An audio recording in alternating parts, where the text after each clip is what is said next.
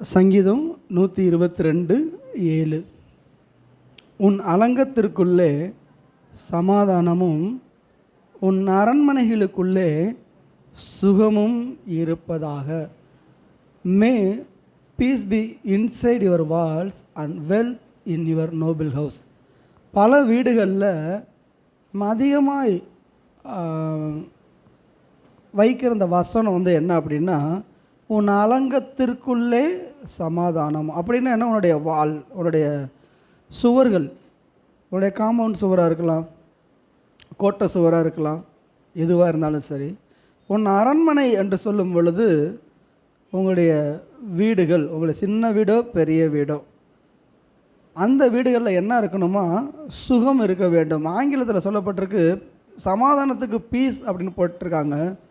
ஆனால் சுகம் என்று சொல்லும் பொழுது அங்கே சேஃப் அப்படின்னு போட்டிருக்கு. இன்னொன்று ப்ராஸ்பரிட்டி. ஒரு குடும்பத்தில் நமக்கு என்ன முக்கியம் அப்படின்னா, ஒரு வீட்டுக்குள்ளே நம்ம இருக்கணும்னா நிம்மதி நம்மளுக்கு வேணும், ஒரு ஆசீர்வாதம் வேணும். நம்ம வெளியில் அலைஞ்சு திரிஞ்சு வர்றோம். இன்றைக்கி வீடுகள் கட்டும் பொழுது அந்த வீட்டுக்கு சில பேர் வைப்பாங்க. அந்த வீட்டுக்குன்னு சொல்லி ஒரு பேர் வைப்பாங்க. யெகோவா நிசி, ரெகபோத் அப்படின்னு வைப்பாங்க, யெகோவா ஷாலோம் அப்படின்னு வைப்பாங்க, பெத்தேல்னு வைப்பாங்க, பெனியல்னு வைப்பாங்க. இன்னும் எவ்வளவோ பேர் வேதத்திலிருந்து எடுத்துக்கொண்டு வந்து வைப்பாங்க. ஏன் வைக்கிறாங்கன்னா, அந்தந்த பேர் வைக்கப்பட்ட பொழுது அந்த காரணம் எதனால் அந்த பேர் வச்சாங்க. பெனியல் அப்படின்னா என்ன நடந்துச்சு? அங்கே போராடி மேற்கொண்டார் ஆண்டவராகிய இயேசு கிறிஸ்துவும் யாக்கோபும் போராடி என்ன பண்ணுறாங்க? ஆசீர்வதித்தால் ஒழியுமே நான் போக விட மாட்டேன்னு சொல்லி பெனியல். அதை சபைகளில் பேர் வைப்பாங்க, ஜெப கூடுகையில் வைப்பாங்க.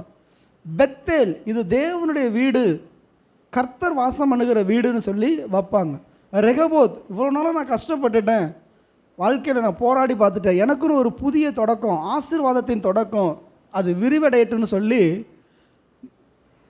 ரெகபோத் அப்படின்னு வைக்கிறோம். ஷாலோம், எனக்கு சமாதானம் வேணும், என் குடும்பத்தில் சமாதானம் வேணும், என் வீட்டுக்குள்ள சமாதானம் வேணும். இப்படி நிறையா எத்தனையோ பேர் வைக்கலாம். ஆனால் அந்த பேருக்கு ஏற்றார் போல் நம்ம வாழ்ந்தால் ஒழிய அந்த பேருடைய அர்த்தம் நம்மளுக்கு நிறைவேறாது.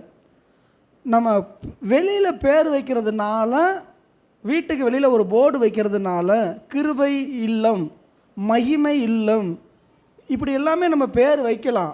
ஆனால் அந்த கிருபையும் மகிமையும் சமாதானமும் சந்தோஷமும் ஆசீர்வாதமும் பிளெஸ்ஸிங் ஹோம்னு வைப்பாங்க. அதெல்லாம் இருக்கணும்னா உள்ளே நம்ம எப்படி வாழ்கிறோன்றதை பொறுத்து தான் இந்த பேர் கேட்டார் போல் இருக்குமே தவிர, நம்ம வாசப்படியில் என்ன பண்ணுறோம்? இயேசுவின் ரத்தம் ஜெயம் எதுக்காக வைக்கிறோம்? பிசாசு வந்துச்சுன்னா இந்த படித்து பார்த்துட்டு அங்கிட்டு போயிடும், இயேசுவின் ரத்தம் ஜெயமாமில்ல அப்படின்னு சொல்லிட்டு. பிசாசுக்கு அதுக்கெல்லாம் பார்க்காது. நீங்கள் பேரை எழுதி வச்சிட்டதுனால உள்ளார என்ன வேணாலும் பண்ணிடலாமா?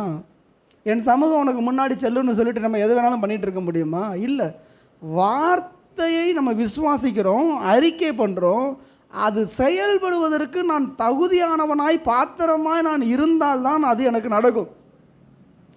அப்போ ஒரு அரண்மனைக்குள்ளார, என்னுடைய வீட்டுக்குள்ளார சமாதானம் வேணும், என் வீட்டுக்குள்ளார சுகம் வேணும், செழிப்பு வேணும் அப்படின்னு சொன்னால் 2 பேர் அதுக்கு காரணமாக இருப்பாங்க. ஒன்று தேவன், 2வது நான், 3வது தான் பிசாசு. தேவன் எப்பயுமே ஆயத்தமாக இருப்பார். தேவன் எந்த வீட்டுக்குள்ளே உலாவி வருகிறாரோ, தேவன் எந்த வீட்டில் வாசம் பண்ணுகிறாரோ அந்த வீடு செழிப்பாக இருக்கும். தேவனுடைய அசைவாடுதலை பார்க்க வேண்டும், கர்த்தருக்கு நம்ம இடம் கொடுக்க வேண்டும். துதியினாலே நம்ம வீட்டில் ஒரு தேவனுக்கு ஒரு சிங்காசனத்தை வச்சுருக்கணும். எப்போ பார்த்தாலும் சினிமா பாட்டு ஓடிக்கிட்டு இருந்துச்சுன்னா இங்கே கர்த்தர் இருக்க மாட்டார். எப்போ பார்த்தாலும் நாடகம், எப்போ பார்த்தாலும் வீடியோ கேமு, கார்ட்டூனு, சினிமா, என்ன உலக காரியங்கள் உள்ள சத்தம் வந்துச்சுன்னா கர்த்தர் எப்படி எங்கே இருப்பார்? துதியின் சத்தம் இருக்கணும், ஜெப சத்தம் இருக்கணும், அன்பு இருக்கணும். தேவ பிரசன்னத்தை நம்ம கொண்டு வரும் பொழுது மட்டும்தான் அந்த குடும்பத்தில் சமாதானம் இருக்கணும். நம்ம பெரிய மாளிகையில் இருந்தாலும் சரி, சாதாரண வீடுகளில் இருந்தாலும் சரி, ஒன்றுமே இல்லாமல் தெருவில் புளிய மரத்துக்கு கீழே படுத்திருந்தாலும் சரி, கர்த்தர் என் கூட இருந்தாருன்னா எனக்கு எல்லாமே சமாதானம் தான், எல்லாமே சுகம்தான். ஸோ நம்ம வீடுகளை வச்சு, கட்டடங்களை வச்சு, வெளியில் இருக்கிற பெயிண்ட்டை வச்சு கோட்டையை போல் கட்டியிருக்கிறேன் அப்படிங்கிறத வச்செல்லாம் அங்கே இல்லை. திரளான ஆஸ்தி இருக்குங்க. இந்த 2 காரியம் சொல்லப்பட்டிருக்கு. ஒன்று சமாதானம், இன்னொன்று சுகம். ஒரு பெரிய வீட்டில் 1000 பேர் இருக்கலாம், 250 பேர். இப்போ ஒரு சில பணக்காரர்கள் வீடுகள்லாம் பார்த்தீங்கன்னா சமையல்காரனே 400 பேர் இருக்கானோ. உள்ள அவனுக்கு குவார்ட்டர்ஸ் அவ்வளோ இருக்கிறாங்க. ஒரு நாளைக்கு லட்சக்கணக்கில் சாப்பாட்டுக்கு மட்டும் செலவாகுது. அவங்க பேரை நான் சொல்ல விரும்பலை. சமாதானம் இருக்குதா? காசு இருக்கும், சோறு இருக்கும், உடைகள் இருக்கும், நகைகள் இருக்கும், பேர் இருக்கும், சந்தோஷம் இருக்குமா? சமாதானம் இருக்குமா? தேவ பிரசன்னம் இருக்குமா? பணத்தை கோடிக்கணக்கில் வச்சுக்கிட்டு அனுபவிக்க முடியாத எவ்வளோ பேர் கஷ்டப்பட்டு இருக்கிறாங்க. அதை அனுபவிக்க முடியல. துணி கண்ணு முன்னாடி இருக்கு, எடுத்து போட முடியாது. சாப்பாடு கண்ணு முன்னாடி இருக்கும், சாப்பிட முடியாது. எவ்வளவு பேர். அப்போ நம்ம வீடுன்றது இவ்வளோ பெரிய வீட்டை கட்டிட்டுறது மாத்திரம் இல்லை, அந்த வீட்டுக்குள்ளே நம்ம வாழும் பொழுது சந்தோஷமாக இருக்கும். யோசிச்சு பாருங்கள், குடும்பத்தில் சண்டை, கணவன் மனைவி பெற்றோர் பிள்ளைகள் கூட இருக்கிறவங்களோட ஒரே சண்டை. பயங்கரமான மாளிகைங்க, நல்ல அருமையான வீடு, காத்தோட்டமான வீடு, வெளிச்சம் நிறைந்த வீடு, ஏசி போட்டிருக்கு, பணம் அங்கே எங்கேயுமே உங்களுக்கு திரும்புகிற பக்கமெல்லாம் உங்களுக்கு எல்லாமே கிடைச்சிட்ருக்கு. ஒரு வீட்டுக்கு போகிறப்ப பார்க்குற அந்த ஒரு ஒரு ஒரு மனுஷன் எவ்வளோ சாப்பிட முடியும்? ஒரு பழம்னா இவ்வளோ தான் சாப்பிட முடியும், ஸ்நாக்ஸ்னால் இவ்வளோ தான் சாப்பிட முடியும். டேபிள் முழுக்க கிடக்குது. ஆனால் திங்கிறதுக்கு தெம்பு இல்லை, திங்கிறதுக்கு உடம்புல சக்தி இல்லை, ஜீரணம் ஆக மாட்டேங்குது. சண்டை, சமாதானம் இல்லை. சமாதானம் இல்லாமல் எதை வேணால் நீங்கள் சாப்பிட முடியும். சந்தோஷம் இல்லாமல், ஆரோக்கியம் இல்லாமல் வச்சுக்கிட்டு சாப்பிட முடியலன்னா அதுக்கு பேர் ஆசீர்வாதம் இல்லை. அங்கே பிரச்சனை, ஏதோ ஒரு பிரச்சனை. கர்த்தர் அந்த பிரச்சனை இருந்து தான் நம்மளுக்கு ஒரு விடுதலை தரணும்னு சொல்லி விரும்புகிறார். அப்போ ஒவ்வொரு வீடை கட்டணும்னா 127 சங்கீதம் முதல் வசனம் சொல்லுது, 122 கர்த்தர் வீட்டை கட்டாராகில். அப்படின்னா என்ன? ஆண்டவர் என்ன கல்லையும் மண்ணையும் வச்சு கட்டுறாரா? இல்லை. நம்ம எல்லாம் நினச்சிட்டு இருக்கிறோம் ஆண்டவர் வந்து கொத்தனார் வேலை பார்ப்பார், அவர் வந்து சித்தாள் வேலை பார்ப்பார். இல்லை, அவர் காசு கொடுப்பாரு வீட்டை கட்டுறதுக்கு. இது சொல்கிறது build your home, build your family. தேவன் உங்கள் குடும்பத்தை, தேவன் உங்கள் வாழ்க்கையை கட்டலைன்னு சொன்னால் நீங்கள் என்ன தான் கட்டினாலும் பிரயாசப்படாது. அப்படின்னா என்ன அர்த்தம்னா, தேவன் இல்லாமல் உங்கள் வாழ்க்கையை நீங்கள் கட்ட முடியாது. தேவன் இல்லாமல், தேவனுடைய நியமங்களின்படியே, கட்டளைகளின்படியே, பிரமாணத்தின்படியே நம்ம வாழ்க்கை இல்லைன்னு சொன்னால் நம்முடைய வாழ்க்கையாக இருக்காது. நல்லா ஆரம்பித்து கல்யாணம் பண்ணுவாங்க, 10 நாளில் ஆக்சிடென்ட். இப்போ பாருங்கள், போன வாரத்தில் ஒரு செய்தி கேட்டேன், கல்யாணம் ஆகி 3ஆம் நாள் மாப்பிள்ளை செத்து போயிட்டார். இன்னொரு இடத்துல பேரலைசிஸ் ஆகிடுச்சு, பக்கவாதம் வந்து போயிடுச்சு. 2 நாள் தான், 2 நாள், 3ஆம் நாள் போயிடுச்சு. முதல் நாள் 2ஆம் நாள் கணவன் மனைவியாக வாழ்ந்தாங்க, 3ஆம் நாள் இல்லை. 1 மாதத்தில் ஆக்சிடெண்ட்டு, 1 வாரத்தில் accident, heart attack, disease, murder. இல்லை விட்டுட்டு ஓடிடுறான். அந்த வீடு சமாதானம் இருக்கும். கோடிக்கணக்கில் செலவு பண்ணுறோம், லட்சக்கணக்கில் செலவு பண்ணுறோம், நகையெல்லாம் போட்டு பண்ணுறோம். அந்த குடும்பத்தில் சமாதானம் இருக்குமா? இப்போ தான் வாழணும்னு நினைக்கிறோம். கஷ்டப்பட்டு குழந்தை பெற்றெடுக்கணும்னு போகிறப்ப ரொம்ப வருஷமாக காத்திருந்து இப்போ தான் குழந்தை பிறக்கிற நேரத்தில் தாய் செத்து போயிட்டா. எவ்வளோ வீடுகளில் நடக்குது, எவ்வளோ வீடுகளில் நடக்குது. ரொம்ப வேதனை, கஷ்டம். ஏன்? பின்னாடி இருக்கிறது என்ன? தேவன் ஆளுகிறாரா, சுயம் ஆளுதான். 2 சாமுவேல் புஸ்தகம் 7வது அதிகாரம் 29வது வசனம். இதுவும் அநேக வீடுகளில் அந்த வார்த்தைகள் இருக்கும். 2 சாமுவேல் புஸ்தகம் 7வது அதிகாரம் 29வது வசனம். இப்பொழுதும் உமது அடியானின் வீடு என்றைக்கு உமக்கு முன்பாக இருக்கும்படி அதை ஆசீர்வதித்தருளும். கர்த்தரான ஆண்டவராகிய தேவரீர் அதை சொன்னீர். உம்முடைய ஆசீர்வாதத்தினாலே உமது அடியானுடைய வீடு என்றென்றைக்கும் ஆசீர்வதிக்கப்பட்டிருப்பதாக. ஆண்டவர் சொல்லிட்டாரு, நான் உன்னை ஆசீர்வதிக்கிறேன், உன் வீட்டை ஆசீர்வதிக்கிறேன்னு சொல்லி. வீடுனா கட்டின வீடு இல்லை, லைஃப், வாழ்க்கை, குடும்பம், ஜெனரேஷன், சந்ததி, அதை ஆசீர்வதிக்கிறோம். இப்போ சில இடங்களில் பார்த்தீங்கன்னா இதுவும் வீட்டுக்குள்ளே போகும்போது இந்த வசனம் இருக்கும். எங்கெல்லாம் வீடு பிரதிஷ்டை பண்ணுறாங்களோ, அல்லது புதுசாக வீடு வாடகை வாங்கிட்டு போகிறாங்களோ, அங்கே இந்த வசனத்தையும் போட்டிருப்பாங்க. உமது ஆசீர்வாதத்தினாலே உமது அடியானுடைய வீடு என்றென்றைக்கும் ஆசீர்வதிக்கப்பட்டிருப்பதாக போட்டிருப்போம். ஏன்?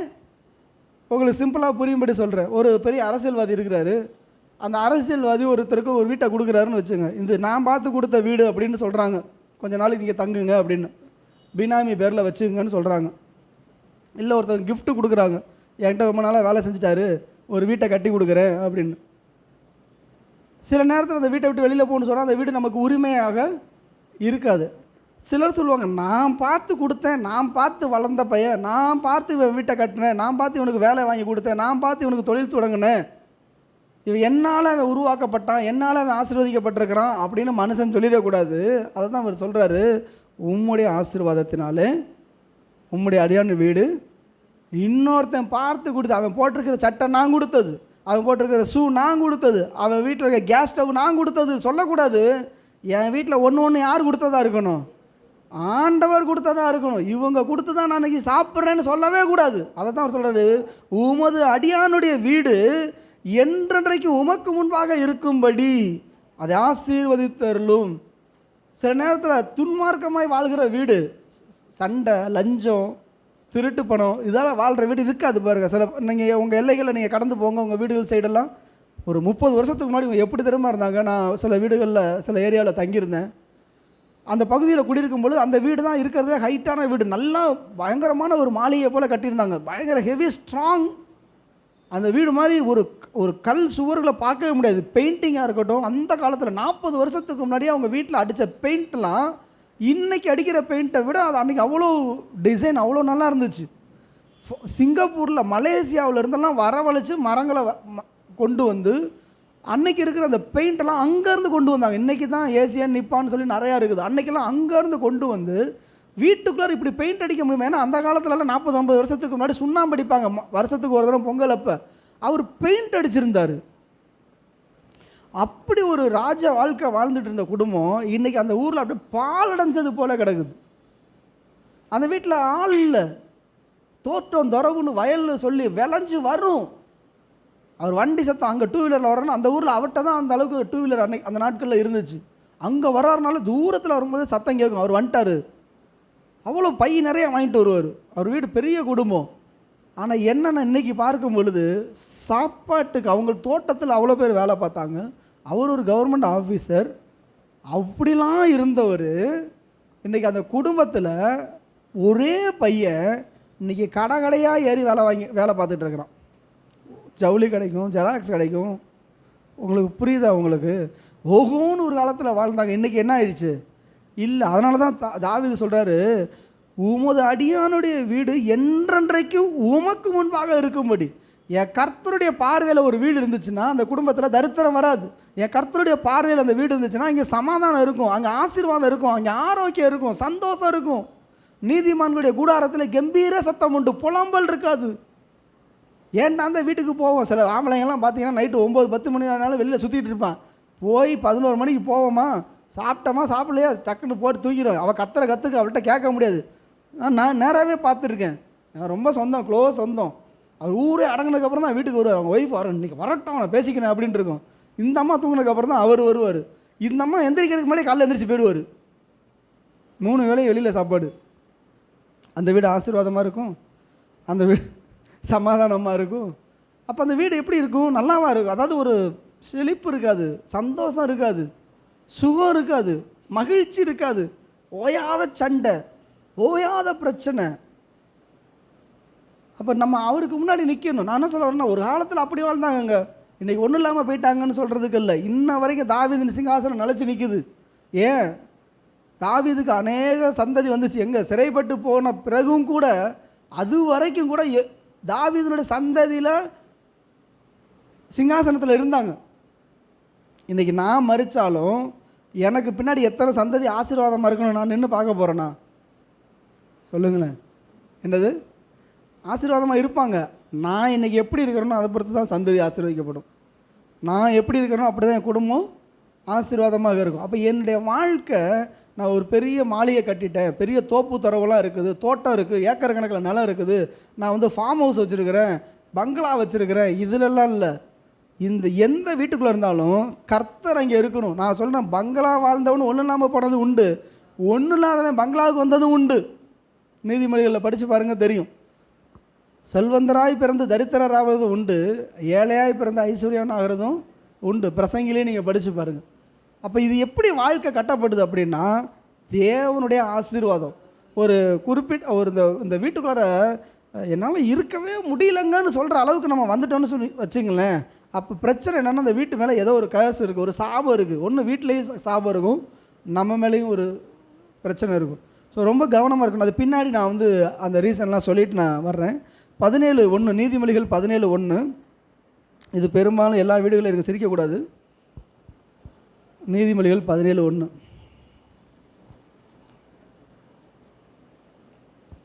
சண்டையோடு கூடிய வீடு நிறைந்த கொழுமையான பதார்த்தங்களை பார்க்கிலும் அமெரிக்கையோடு சாப்பிடு வெறும் துணிக்கையே, துணிக்கு என்ன பிட்ஸ் அண்ட் பீஸ் கொஞ்சம் சின்ன சின்னதாக ஏதோ ஒரு நாய்க்கு தூக்கி போடுறாங்களே பிஸ்கெட்டு மாதிரி, அந்த மாதிரி வச்சுக்கோங்க. வீடு முழுக்க கொழுமையான பதார்த்தம் இல்லாததே கிடையாது. ஃபிஷ் இருக்குது, மட்டன் இருக்குது, சிக்கன் இருக்குது, எக்கு இருக்குது, ப்ரான் இருக்குது, எல்லா கொழுப்பான, அதாவது செழுமையான கொழுப்பான சாப்பாடு இருக்குது. நல்ல நெய்யை ஊற்றி சாப்பிட்லாம். ஆனால் என்ன இருக்கான்? சண்டை. சண்டையோடு கூட ஒரு குடும்பத்தில் இருந்து இருக்கிற ஆசீர்வாதத்தினால என்னங்க பிரயோஜனம்? வீடு முழுக்க சிலர்லாம் வாரி இறைப்பாங்க பாரு, கோபமாக வரும். சாப்பாட்டை வேஸ்ட் பண்ணும்பொழுது என்னால் மனசை தாங்கவே முடியாது. சிலர்லாம் அந்த பணத்தோட துமுறு அவங்களுக்கு வந்து என்னென்னா, மிச்சம் வச்சுட்டாலே நான் இப்போ சாப்பிட போகிறேன், கல்யாணத்துக்கு போனாலும் சரி, நீங்கள் ஹோட்டலுக்கு போனாலும் சரி, எங்கே போனாலும் சரி, சாப்பிட்ற அளவுக்கு தான் வாங்கி சாப்பிடணும். அதுக்கு மேலே என்ன பண்ணுவாங்க, அப்படியே பெரிய டீசெண்டாக அப்படியே மூடி வச்சுட்டு போயிடுவாங்க. அதுக்கும் கர்த்தர்கிட்ட கனவு கொடுக்கணும். இந்த மாதிரி ஆட்கள் என்ன பண்ணுவாங்கன்னா, அது என்ன செஞ்சு வச்சுருந்தாலும் இதுக்கு மேலே சாப்பிட மாட்டேன்னு சொல்லி என்ன பண்ணுவாங்க, இந்த டிவிலலாம் சினிமாவிலலாம் பார்த்தீங்கன்னா சாப்பிட்டுட்டே இருப்பாங்க. அவ்வளோ சாப்பாட்டில் தண்ணியை கை கழுவிட்டு போயிடுவாங்க. ஏன்னா பிரச்சனை, தூக்கி போட்டு போயிடுவாங்க. சண்டையோடு கூடிய பிரியாணியை சாப்பிட்றத விட சமாதானத்தோடு பழைய சோறு சாப்பிட்டா கூட என்னவா உத்தமம். அப்போ அந்த வீட்டில் என்ன இருக்குன்னா, எவ்வளோ இருந்தாலும் எனக்கு நிம்மதி இல்லைங்க. நிறைய ட்ரெஸ் இருக்குது, பட்டு புடவை இருக்குது, கோட்டு ஷூட் இருக்குது, வண்டி வாகனங்கள் இருக்குது. ஆனால் வீட்டில் இருக்க முடியல. எங்கே போனாலும் துரத்தி சண்டை.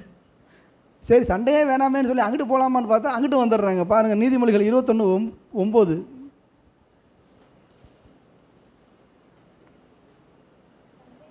சண்டைக்காரியோடு ஒரு பெரிய வீட்டில் குடியிருப்பதை பார்க்கிலும் வீட்டின் மேலே ஒரு மூலையில் தங்கியிருப்பதே, கூரை கூட வேண்டாங்க, 4 சவுருக்கு பக்கத்தில் போய் மாடியில் போய் உட்காந்துட்டு பேசாமல் தங்கி எந்திரிச்சிட்டு வந்துடுறேன். இவ்வளோட நான் இருக்க முடியல. 19வது வசனம்,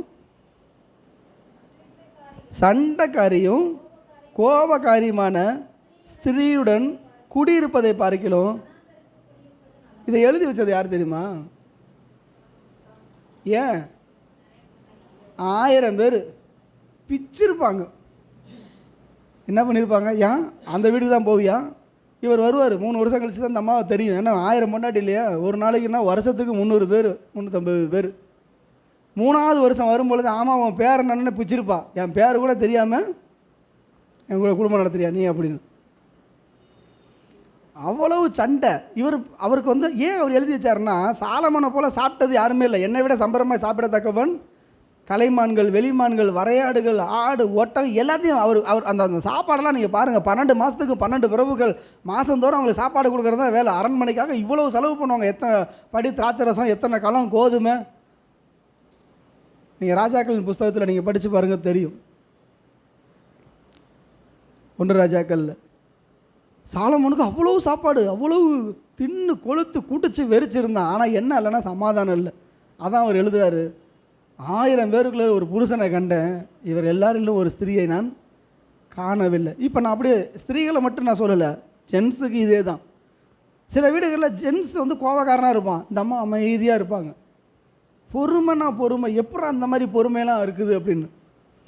இவன் வந்து ஒரு கொலை வெறியோடு அடிச்சிட்டு இருப்பான், சண்டை போட்டுட்டு இருப்பான், அந்த அம்மா அமைதியாக இருப்பாங்க.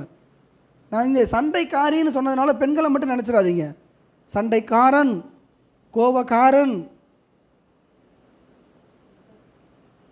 இப்போ தான் ஸ்திரீகள் மத்தியில் ஒரு சிரிப்பு வருது. ஓகே,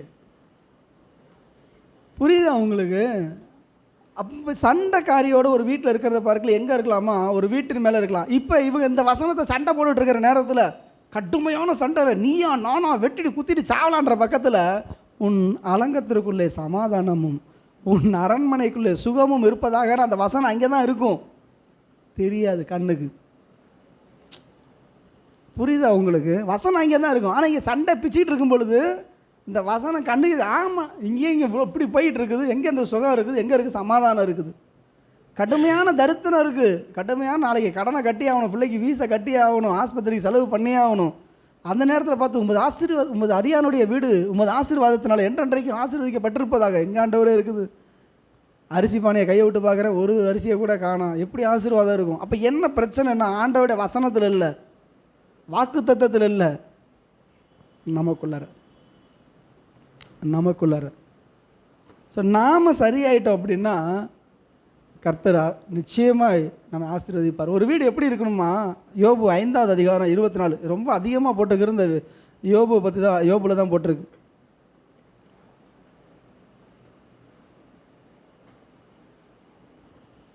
உம்முடைய கூடாரம் சமாதானத்தோடு இருக்க காண்பீர், உம்முடைய வாசஸ்தலத்தை விசாரிக்கும் பொழுது குறைவே காண மாட்டீர். இந்த வீட்டில் என்னங்க குறைச்ச? இப்போ வீட்டில் ஏதாவது பத்துலையா? அரிசி இருக்கா, பருப்பு இருக்கா, எண்ணெய் இருக்கா, உப்பு இருக்கா? இதெல்லாம் நம்ம பார்க்க வேண்டிய அவசியமே இல்லை. திறந்து பார்த்தா எல்லாமே இருக்கும். எப்போ இருக்கும் தெரியுமா? தேவனோடு ஒரு மனுஷன் நடக்கிறவன், தேவனை மட்டும் சார்ந்திருக்கிற ஒரு மனுஷனுடைய வாழ்க்கையில் கூடாரங்கிறது வீடு சமாதானத்தோடு இருக்கும். இப்போ தேவன் நம்ம மத்தியில் உலாவிக்கு வர்றாரு. இப்போ திடீர்னு ஒன்று யோசிச்சுக்குங்க, உலகத்திலே ஒரு பெரிய பணக்காரர் வர்றாரு, இங்கே வந்து பார்க்குறாரு, உங்களுக்கு என்ன குறை இருக்குதுன்னு பார்ப்பார். அவருக்கு தாராள மனசு இருக்குதுன்னு வச்சுங்க. பார்த்த உடனே சிஸ்டருக்கு ஒரு 10 கோடி ரூபா, அவங்களுக்கு ஒரு 5 கோடி ரூபாய், எனக்கு ஒரு 1 கோடி ரூபா, அப்படி கொடுத்துட்டு போகிறாருன்னு வச்சு ஒரு கற்பனை. குறை இருக்குமா? இருக்குமாங்க?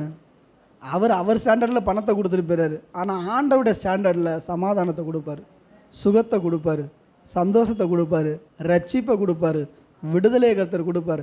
இந்த குடும்பத்தில் குறைவு என்பதே இல்லாமல் இருக்கும்.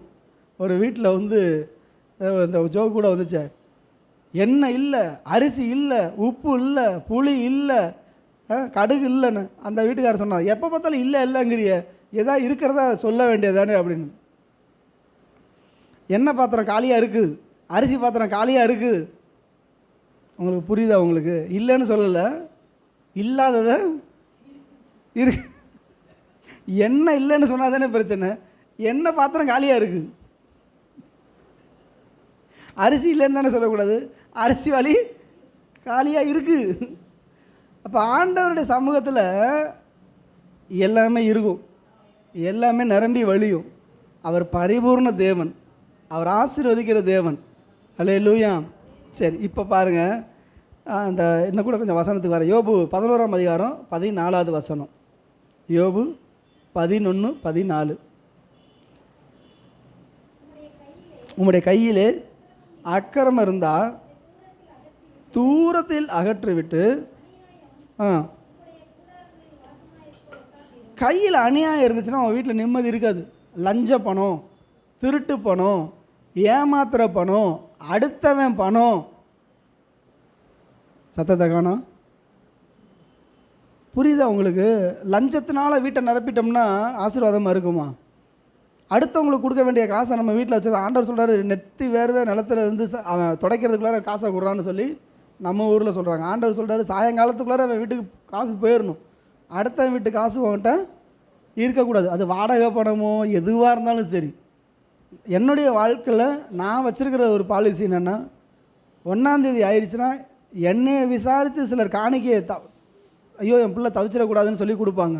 அதே போல் தான் நான் என்னை நம்பி ஓனர் வீட்டை கொடுத்துருக்காரு. 1ஆம் தேதி அவருக்கு வாடகை கொடுத்துடணும், ஆட்டோ ஸ்கூல் ஆட்டோ போகுது கொடுத்துருவேன். ஏன்னா நான் வந்து என்னால் இன்னொருத்தவங்க என்ன பண்ணிடக்கூடாது, கஷ்டப்படக்கூடாது. ஒரு நாள் கூட அவங்க காசு என்கிட்ட இருக்கக்கூடாது.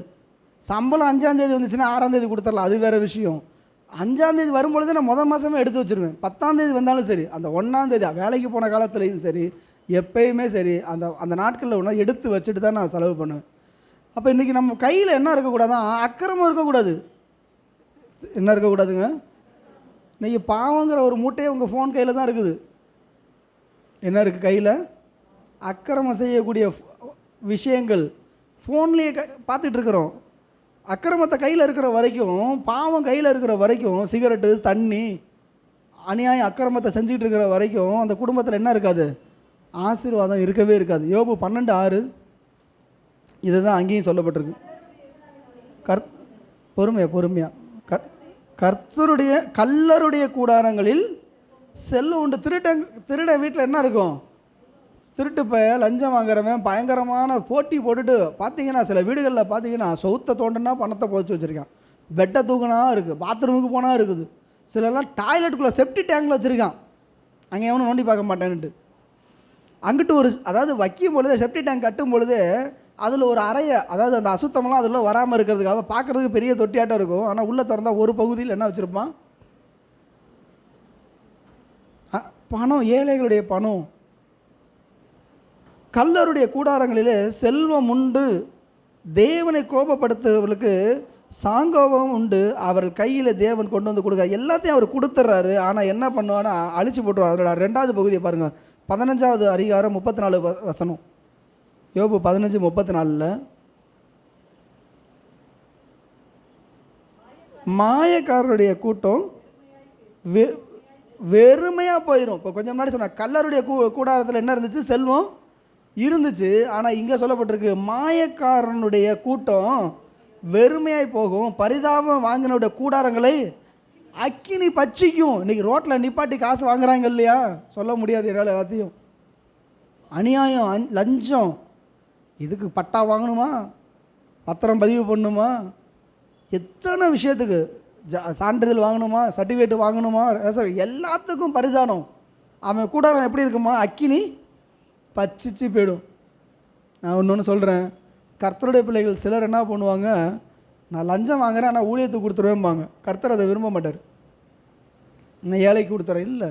ஆண்டவர் என்ன சொல்கிறாருன்னா, திருடுகிறவன் இனி திருடாமல் குறைச்சல் உள்ளவனுக்கு கொடுக்கத்தக்கதாக உன் கைகளினாலே நலமான வேலை செய்து பிரயாசப்பட கடவும். இந்த இங்கிலீஷில் ஒரு படம் கூட வந்துச்சு இல்லை, ராபின்ஹுட்டா, அப்படி இல்லாதவங்கள்ட்ட இருக்கிறவன்ட்ட பிடுங்கி ஏழைகிட்ட கொடுக்குறது மாதிரி. அந்த மாதிரிலாம் கர்த்தர் விரும்ப மாட்டார்.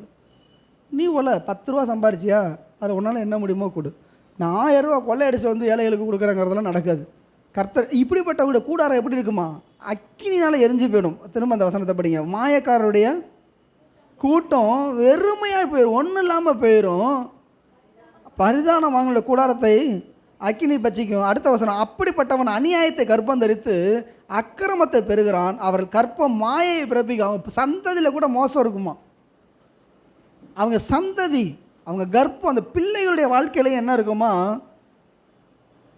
நிம்மதி இருக்காது, ஆசீர்வாதம் இருக்காது, உடல் ஊனமுற்றவர்களாக இருப்பாங்க, மன வளர்ச்சி பாதிக்கப்பட்டவர்களாக இருப்பாங்க, தருதலையாக இருக்கும். யோபு 29:4 ஒரு நீதிமானுடைய கூடாரம் எப்படி இருக்கணுமா? யோபு 29:4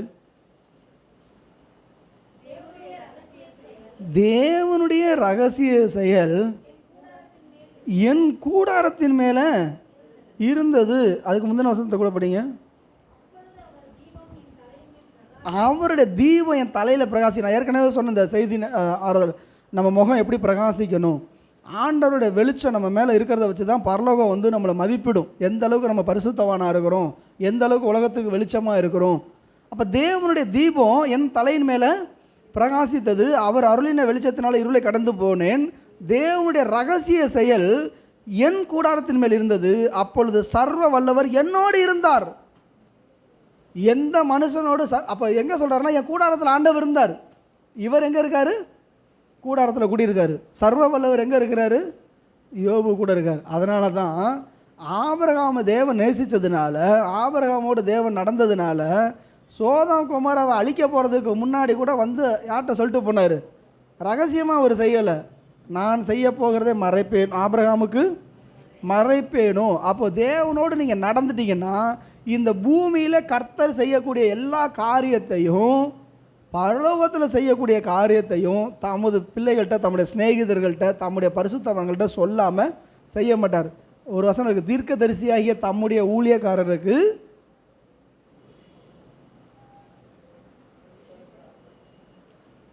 தேவன் சொல்லாமல் ஒரு காரியத்தையும் தாமாக, பைபிள் படிங்க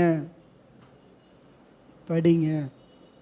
அப்போ தம்முடைய தீர்க்கதரிசிகளுக்கு, தம்முடைய ஊழியக்காரருக்கு அவர் சொல்லிட்டு தான், அவர் சொல்லணும்னு அவசியமே இல்லை, ஆனால் அவருக்கு அவர் பிரியம், அவர் நம்ம நேசிக்கிறார். அப்போ இந்த யோபு சொல்கிறார், தேவனுடைய ரகசிய சீக்ரெட், அவர் சீக்ரெட்டாக என்ன ஒர்க் பண்ணுறாருன்றத என் கூடாரத்தில் வச்சு தான் டிஸ்கஸ் பண்ணோம். அதோட அர்த்தம், என் வீட்டில் தாங்க அந்த பூமியில் என்டையர் யூனிவர்ஸில், என்டையர் வேர்ல்டில் என்ன நடக்க போகுதோ அதை எங்கே வச்சு டிஸ்கஸ் பண்ண? மீட்டிங் பாயிண்ட், மீட்டிங் அந்த ரூம் என்னுடைய வீடு. அப்போ தேவன் தனியாக வருவாரா? பரிசுத்தவான்களோடு வருவார், தூதர்களோடு வருவார். என்னை போன்ற பரிசுத்தம், அதாவது காண சென்ற பரிசுத்தவான்கள் வருவாங்க, பூமியில் வாழ்கிற பரிசுத்தவான்கள் வருவாங்க, ராஜாதி ராஜாவுடைய சேனை இறங்கி வரும். அங்கே உட்காந்து டிஸ்கஷன் நடக்கும். இன்றைக்கி ஒரு தேர்தல் அலையன்ஸுக்கு ஒருத்தர் இத்தனை வீட்டில் இந்த வீட்டில் நடந்துச்சுங்கிறாங்க, இன்னார் வீட்டில் கூட்டணி உருவாச்சு முடிவாச்சுங்கிறாங்க. இந்த பூமியில் சில காரியங்களை கர்த்தர் ஆளுகை செய்ய போகிறாரு. அவருடைய காரியத்தை எங்கே டிசைட் பண்ணால் என் வீட்டில் நடக்கணும். அங்கே அப்படிப்பட்ட ஒரு வீடாக நம்முடைய வீடு மாற வேண்டும். அல்லேலூயா, அல்லேலூயா. சரி, இந்த வீட்டை குறித்து பார்க்கும் பொழுது ஆபகுக்கு 2ஆம் அதிகாரம் 11வது வசனம்.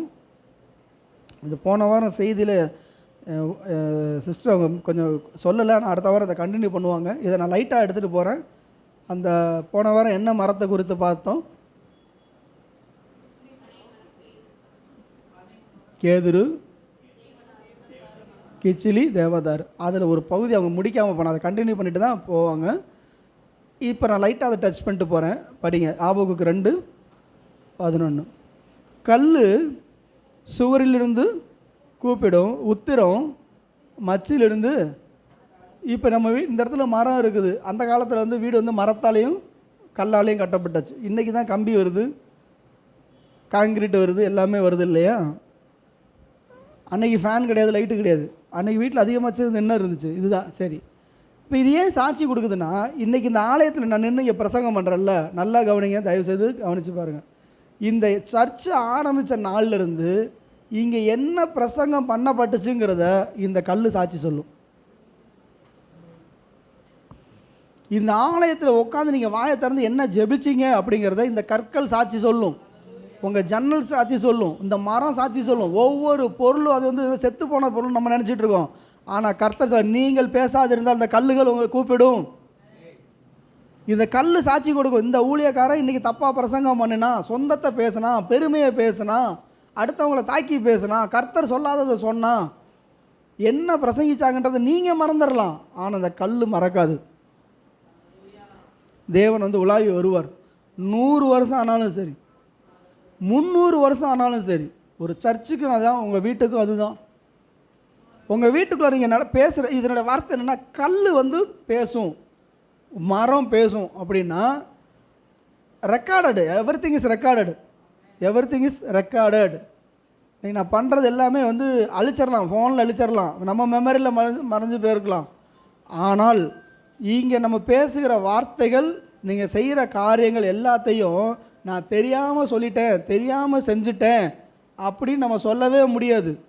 நானாக செஞ்சேன், நானாக பேசினேன் அப்படின்லாம் நம்ம பேசவே முடியாது. எல்லாமே ரிஃப்ளெக்ட் ஆகும். அதனால தான் வீடுகளில் நீங்கள் இருக்கும் பொழுது ஆண்டவர் என்ன ஒரு வார்த்தை சொல்கிறார், நீங்கள் அந்தரங்கத்தில் சொல்லப்பட்டது எதுவோ அறியப்படாத ரகசியம் இல்லை, வெளியேற்கப்படாத அறைகளில் சொல்லப்பட்டது வீடுகள் மேல் கேட்க. வீட்டுக்குள்ளே நீங்கள் ரகசியமாக பேசுனது தேவன் பரலோகத்தில் வெட்ட வெளியில் பேசுவார். நமக்கு வேணால் இங்கே சுவர் இருக்கும், 4 சுவர் இருக்குது, அடைச்சிக்கிட்டு நம்ம உட்காந்து பேசிகிட்டு இருக்கோம், அடைச்சிக்கிட்டு விபச்சாரம் பண்ணுறோம், அடைச்சிக்கிட்டு குடிக்கிறோம், கொலை பண்ணுறோம் நம்ம நினைக்கலாம். ஆனால் கர்த்தருடைய பார்வையில் பாதாளம் மரணமும் கர்த்தருடைய பார்வைக்கு பிரத்யட்சமாக இருக்க, மனுஷருடைய இருதயமும் அவருடைய கண்ணுக்கு மறைவாக இருக்க முடியாது. அப்போ நம்ம கண்ணுக்கு தெரியாது பாதாளம், நம்ம கண்ணுக்கு தெரியாது நரகம், நம்ம கண்ணுக்கு தெரியாது நம்ம மனசு, நம்ம ஆவி எப்படிப்பட்ட ஆவி உடையது. ஆனால் தேவனுக்கு எல்லாமே தெரியும். அதனால் பூட்டிய அறைகள்லாம் நமக்கு தான் அறைகள் பூட்டப்பட்டிருக்கலாம். ஆனால் கர்த்தருடைய பார்வையில் வெளியரங்கமாக இருக்கும். 3 பேர் பார்த்துட்டு இருப்பாங்க. 1 தேவாதி தேவன், 2வது தூதர்கள், 3வது பிசாசுடைய கூட்டம். ரெக்கார்டாகி போய் சொல்லிகிட்டு இருப்பாங்க, இன்றைக்கி இவங்க இப்படி பேசுனாங்க, இன்றைக்கி இப்படி சண்டை போட்டாங்க, இன்றைக்கி இவங்க அசுத்தமானதை பேசுனாங்க, அருவருப்பானதை பேசுனாங்க, கோவப்பட்டாங்க, சண்டை போட்டாங்க, சகல அசுத்தமும் இந்த வீட்டுக்குள்ளே நடந்துச்சு. சாட்சி சொல்லும். நீங்கள் ஒரு வீட்டில் நீங்கள் பட்டினி கிடந்ததையோ, அழுததையோ, வேதனைப்பட்டதையோ அதுவும் சாட்சி சொல்லும். அப்போ 24 மணி நேரமும் உங்கள் வீட்டில் சிசிடிவி கேமரா வச்சுருக்கிறது போல் ஆண்டவர் என்ன பண்ணியிருக்காரு, இது எல்லாத்தையும் வச்சுருக்கிறாரு. ஸோ நான் வீட்டுக்குள்ளே இருக்கிறேன், யாருக்கும் தெரியாமல் கணவன் மனைவி சீக்கிரட்டு பேசுகிறனாலும் முடியாது. 3வது மனுஷரை பற்றி நம்ம புறணி பேசுகிறோமா, யாரும் இல்லை பிரதர், நான் உங்ககிட்ட மட்டும் சொல்கிறேன், யாரும் கேட்கல, அப்படிலாம் இல்லை. கர்த்தர் கேட்டுட்ருக்காரு. யாரும் செய்யலை, ரகசிய பாவம் கர்த்தர் பார்த்துக்கிட்டு இருக்காரு. இந்த வீட்டில் இத்தனை காரியம் நடந்துச்சு, முன்னோடு கர்த்தர் பேசுவார். அதனால தான் அந்த அலங்கத்திற்குள்ள சமாதானமும் அரண்மனைக்குள்ள சுகமும் எப்போ இருக்கும் தெரியுமா? இதில் எல்லாம் நீங்கள் என்ன பண்ணணும்? நான் சுத்தமானதை விதைச்சாதான் சுத்தமானதை அறுப்பேன். நீதிக்கென்று விதையுங்கள். சொல்லுங்களேங்க. நீதிக்கென்று விதையுங்கள். போய் படிங்க. நம்ம விதைக்கிறது எப்படி இருக்கணுமா? நீதியாக இருக்கணும். சரி, மத்தேயு 12ஆம் அதிகாரம் 44-45. இது ஒரு லிட்ரலாக நான் எடுத்துக்கிறேன். இது வந்து ஆவிக்குரிய அர்த்தமாக இருந்தாலும் இது கொஞ்சம் நேரடி அர்த்தத்தை நான் சொல்லிடுறேன். மத்தேயு 12:44-45. நான் விட்டு வந்த என் வீட்டுக்கு திரும்பி போகிறேன் சொல்லி முன்னாடி வசனத்திலேருந்து படிங்க சிஸ்டர். 40. ஒரு மனுஷனை விட்டு போயிடுச்சு, ஒரு இடத்த விட்டு போயிடுச்சு. அதான் அந்த மனுஷன் தான் அந்த பிசாசுடைய ஆலயம். தான் அதோட வீடு அங்கே தான் இருந்துச்சு. இப்போ அந்த அசுத்தாவியை துரத்தி விட்டாங்க, போயிடுச்சு. சுற்றி பார்க்குது, எங்கேயுமே அதுக்கு வந்து கம்ஃபர்டபுளாக இல்லை. கண்டடையில் நான் விட்டுட்டு வந்த என் வீட்டுக்கு திரும்ப போவேன்னு சொல்லி வந்து அந்த வீடு வெறுமையாக இருந்துச்சு, பெருக்கி இருந்துச்சு, அலங்கரிச்சிருந்தாங்க.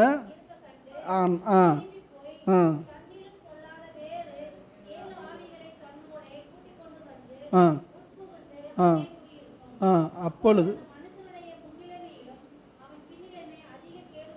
இப்போ பிசாசுக்கு ஒரு வீடு, பிசாசு இருக்கிற வீடு நீங்கள் வெளிப்படுத்தின விஷயத்தில் படிக்கும் பொழுது அசுத்த ஆவியுடைய காவல் வீடும் பேய்களுடைய குடியிருப்புமா இருக்குன்னு சொல்லி பாபிலோனை சொல்லப்பட்டிருக்கு. ஒரு ஏரியா. இப்போ நான் கொஞ்சம் கவனமாக கேளுங்க. இப்போ ஒரு வீடு நீங்கள் வாங்க போகிறீங்க, ஒரு இடம் வாங்க போகிறீங்க, ஒரு லேண்டு, ஒரு விவசாய நிலமோ வீடு கட்டுறதுக்கான நிலமோ தொழில் தொடங்குவதற்கான ஒரு நிலமோ அல்லது இடமோ ஏதோ வாங்க போகிறீங்க, ஓனாக வாங்க போகிறீங்க, சொந்தமாக வாங்க போகிறீங்க அப்படின்னா முதல்ல நீங்கள் உட்காந்து ஆண்டவர்கிட்ட கேட்கணும், இந்த லொக்கேஷன் சில பகுதிகளில் நம்ம குடி இருக்கலாமா வேண்டாமா? சில இடத்துல விக்கிரக ஆராதனைகள் பண்ணிகிட்டு இருப்பாங்க, சில வீடுகளில் மாந்திரியங்கள் பண்ணியிருந்திருப்பாங்க, சில இடங்களில் கொலை செய்து புதைச்சிருப்பாங்க, சில வீடுகளில் நரபலி கொடுத்துருப்பாங்க, சில வீடுகளில் விபச்சாரங்கள் நடந்திருக்கும். சில நேரத்தில் அந்த வீட்டை பிசாசு அந்த இடத்துல இந்த இடம் இது வந்து கோயிலுக்கு இடம் விட்ட இடம், கோயில் நிலமாக இருக்கும். நீங்கள் அந்த இடத்துலலாம் நீங்கள் வந்து பட்டா போட்டு விற்றா கூட வாங்கிடக்கூடாது. சிலர் சொல்கிறாங்க உலகத்தில் இருப்பவரையும் உங்களில் இருக்கிற ஒரு பெரியவர், அதெல்லாம் நீங்கள் போகலாம் வாங்கிடலான்ட்டு. நீங்கள் அந்த அளவுக்கு உங்களுக்கு வாழ்க்கையோட லட்சணம் இருந்துச்சுன்னா தேவன் உங்கள்கிட்ட சொல்லி, மகனே இந்த இடத்துல இப்படி தான் இருக்குது, ஆனாலும் நான் உன் கூட வர்றேன், இந்த இடத்துல நீ இருன்னு சொன்னால் ஒழிய சில இடங்களை வாங்கின பிறகு தான் போராட்டம் வரும். சில வீட்டை வாங்கியிருப்பீங்க, வாழ்க்கையில் எல்லாமே நஷ்டமாக போயிருக்கும். சில நிலம் வாங்கியிருப்பீங்க, குடும்பம் பிரிஞ்சு போயிருக்கும். சில இடத்த சொந்தமாக்கியிருப்பீங்க, உங்கள் சரீரத்தில் ஆரோக்கியம் போயிருக்கும், குடும்பத்தில் ஆக்சிடெண்ட் ஆகிட்டுருக்கும், கணவன் மனைவி பிரிவு வந்திருக்கும். எத்தனை பேருக்கு புரியுது? தெரிஞ்சிருந்தால் அந்த இடத்த வாங்கியிருக்க மாட்டேன், தெரிஞ்சிருந்தால் அந்த வீட்டை நான் பண்ணியிருந்திருக்க மாட்டேன், தெரியாமல் நான் போய் மாட்டிக்கிட்டேன். போராட்டங்கள். இது புதுசாக வாங்கிறது. பழைய வீடுகள் இருக்குது, கட்டின வீடு இருக்குது, ஏற்கனவே வாழ்ந்துருக்கிற வீடு இருக்கும்.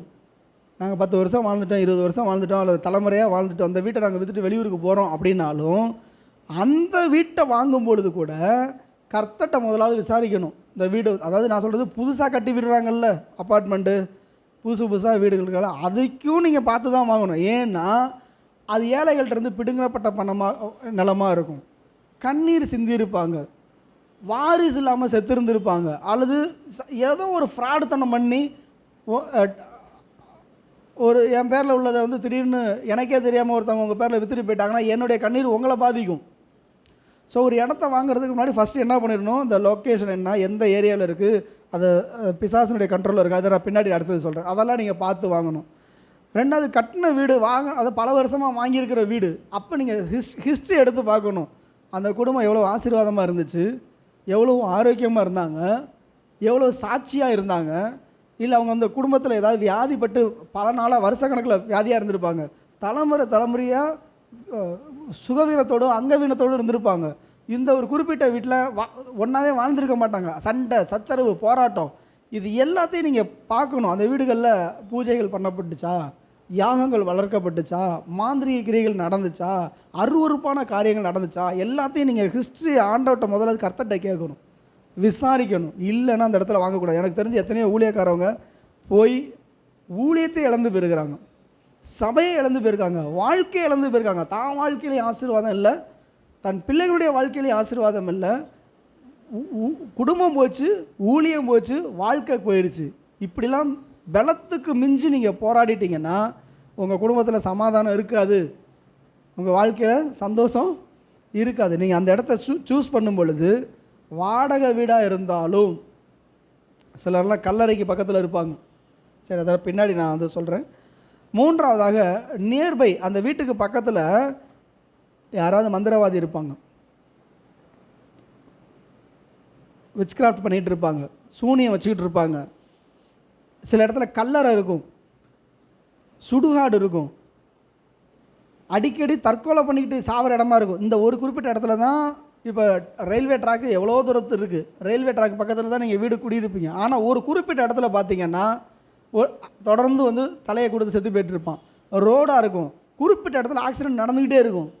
அந்த மாதிரி ரத்தம் சிந்துற இடத்துல நீங்கள் தயவு செய்து போயிடாதீங்க. உங்களை எதிர்த்து நிற்கக்கூடிய உங்களுக்குன்னு தேவன் சொல்லி நான் உன் கூட இருக்கேன், நீ ஜெபம் பண்ணு, உபவாசம் இரு, நான் உனக்கு இந்த இடத்த கொடுக்குறேன்னு சொன்னால் ஒழிய நீங்கள் அங்கே போகக்கூடாது. இல்லைன்னா பேசாமல் ஒதுங்கி வந்துருக்கு. உங்களுக்கு காலம் கிடையாது. நம்ம வாழ போகிறது இன்னும் 10 வருஷமோ 5 வருஷமோ இன்னும் 100 வருஷம் வாழ்ந்து நான் ஜெயிச்சு காட்டலாம் கிடையாது. நம்ம ஆண்டோட வருகைக்கு காயத்தப்படணும், ரொம்ப கவனமாக இருக்கணும். ஸோ வீடுகள், சில வீட்டுக்கெல்லாம் போகும்பொழுது அங்கே எப்படிப்பட்ட காரியங்கள் நடந்துச்சு. சில வீடு பார்த்திங்கன்னா பூட்டியே கிடக்கும். நல்லா கவனித்து பார்த்தீங்கன்னா அந்த வீட்டில் தற்கொலை பட்டு செத்துருப்பாங்க, ஒரு ஆவி சுற்றிட்டு இருக்கிறது போல் இருக்கும். 30 வருஷம் ஆனாலும் அந்த வீட்டுக்கு யாருமே வரமாட்டாங்க. அந்த வீட்டில் நான் போய் இருக்கிறேன்னு சொன்னால் பிரச்சனை. இப்போ நான் என்னுடைய வாழ்க்கையில் நடந்த ஒரு 5 விஷயத்தை நான் உங்களுக்கு சொல்லிவிட்டு, ஏன்னா இது என்னுடைய ஓன் எக்ஸ்பீரியன்ஸ், இன்னும் 2 சாட்சியும் சொல்லிட்டேன்னா உங்களுக்கு அது புரியும். திருமணத்துக்கு முன்னாடி இல்லை, திருமணத்துக்கு பின்னாடி நடந்ததை சொல்லிடுறேன், அப்புறமா திருமணத்துக்கு முன்னாடி நடந்ததை சொல்லிடுறேன். நானும் என் ஒய்ஃபும் திருமணம் ஆகி ஒரு வீட்டுக்கு போனோம். அந்த வீடு பார்த்திங்கன்னா 1960 60லேயே கட்டிட்டாங்க. ஆமாம்.